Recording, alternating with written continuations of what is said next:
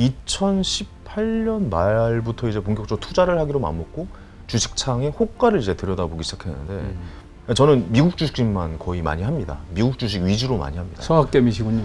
그렇습니다. 서학게임이라고 표현들을 많이 하죠. 요즘 존니 선생님 이후로. 예. 예. 근데 이 미국 주식, 그러니까 저는 결과적으로, 그러니까 우리나라의 주식 코스피는 어느 정도의 박스권에 좀 갇혀져 있다라는 생각이 들어서 그렇다면 계속해서 우상장할 수 있는 시장은 어디인가라고 고개를 돌려봤더니 미국의 우상향할 수 예, 예. 있는 그렇죠. 지속적으로 박스피에 갇혀져 있는 게 아니라 지속적으로 우상향할 수 있는 차트는 무엇인가라고 질문을 해봤더니 그 질문의 답은 S&P 500 지수더라고요. 그러니까 우리가 흔히 많이 투자를 하는 스파이라는, 그다음에 뭐 VO라는 이런 또 ETF가 있잖아요. 그런 쪽에 투자를 해보겠다라고 마음을 먹었어요. 그리고 나서 그 그래프를 봤더니 제가 생각하는 그래프가 아닌 거예요. 그러니까 우상향하고 있지만 지금은 내가 서울의 아파트 시장에 진입했던 그 비겁한 지점은 아니다. 나는 좀 기다려야 된다. 그리고 나서 제가 책상에 앉고서 정말 그거 아시잖아요. 투자에 대한 마음을 먹고 투자를 하기 시작하면 진짜 몸이 막 꿈틀꿈틀하거든요. 아우 막 사야 되고, 왜냐면 안 사면 뒤처진 것 같고 벼락거지 된 것 같고 지금 저렇게 올라가는데 나만 이러고 있는 거 아닌가.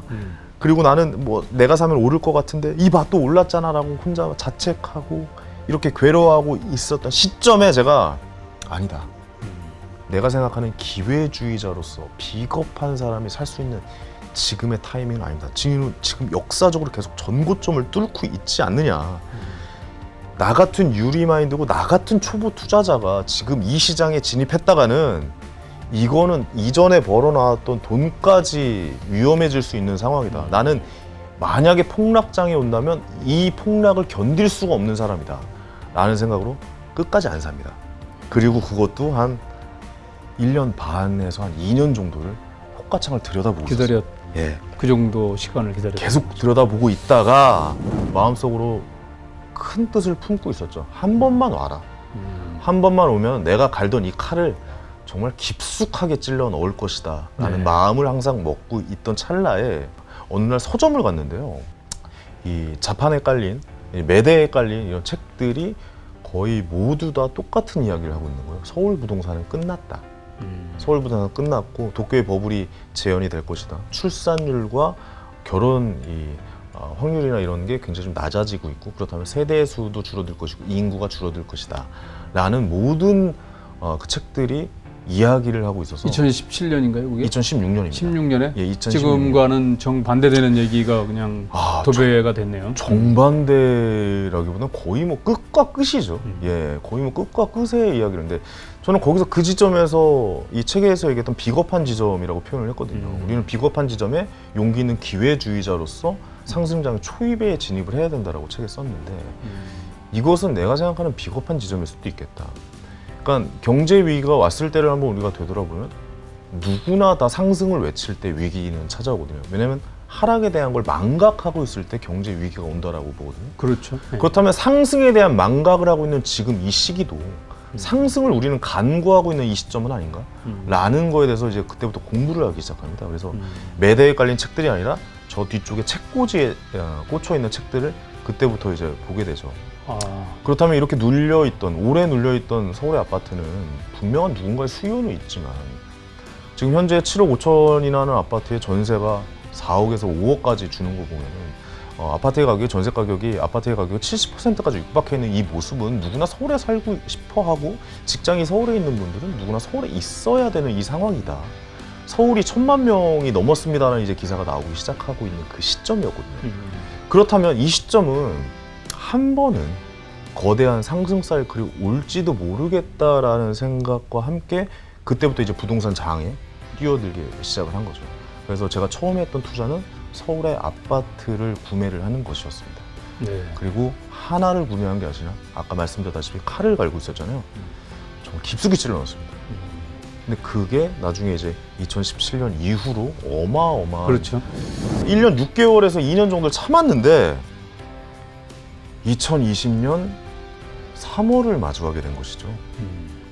코로나19로 인한 전 세계 주식 시장이 박살이 나는 그 현장을 두 눈으로 목격하게 됩니다. 그리고 그날 밤에 3일 동안 잠을 안 자고 미국의 주가의 변동성을 지켜보고 있었습니다. 그리고 나서 결론을 내렸죠. 돈을 쪼개자. 돈을 쪼개서 분할로 마이너스 10%가 날 때보다 말뚝을 박아야겠다 라고 생각하고 몇 개를 한 10개를 쪼개놨습니다. 돈을 쪼개놔서 한 3번 정도 넣었어요. 마이너스 10, 마이너스 20, 마이너스 30, 그리고 나머지 7이 남아있잖아요. 3을 넣었으니까. 근데 그때부터 갑자기 반등을 하기 시작하는 거예요. 그래서 제가 또 그때 무릎을 쳤죠. 야, 이거는 도저히 예측할 수가 없는 영역을 이렇게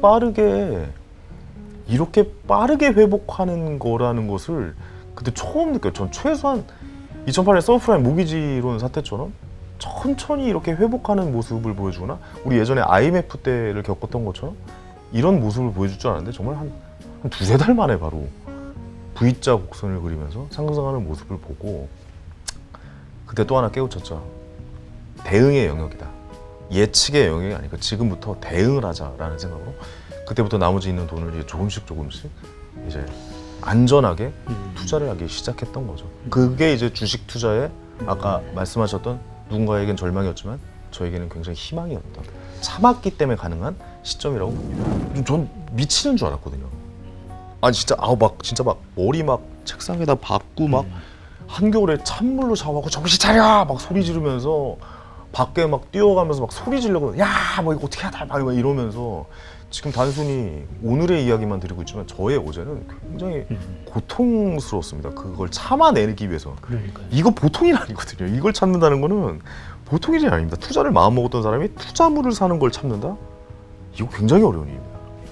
철물점에 가서 테이프를 삽니다. 그건 뭔가요? 제 손을 묶었습니다. 이거를 계속 들어가고 있다가 이게 하나만 누르면 이거 사는 거거든요. 근데 아니다. 내가 생각하는 기회주의자로서 비겁한 사람이 살 수 있는 지금의 타이밍은 아닙니다. 지금 역사적으로 계속 전고점을 뚫고 있지 않느냐.